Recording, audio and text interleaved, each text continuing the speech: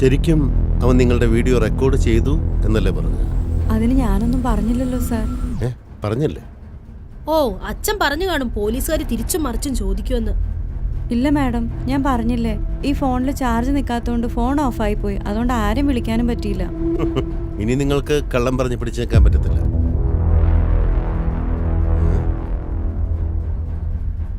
ഇത് റിയൽമിയുടെ 16T 5G അല്ലേ? അതെ സാർ, ഇതാണ് റിയൽമിയുടെ latest phone, Realme 16T 5G.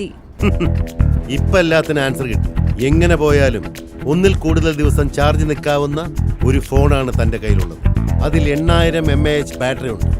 Current ഇല്ലാത്ത സ്ഥലത്ത് ഇത്രയും ദിവസം ഓപ്പറേഷൻ കണ്ടിന്യൂ ചെയ്യാൻ ആ ഫോൺ ധാരാളം മതി. ബാറ്ററി മാത്രമല്ല സാർ, 144 Hz റിഫ്രഷ് റേറ്റും മീഡിയാടെക് ഡൈമെൻസിറ്റി 6300 പ്രൊസസ്സറും ഉള്ളപ്പോൾ സ്ക്രോളിംഗ് ആണെങ്കിലും ഗെയിമിംഗ് ആണെങ്കിലും എക്സ്പീരിയൻസ് സ്മൂത്ത് ആണ്.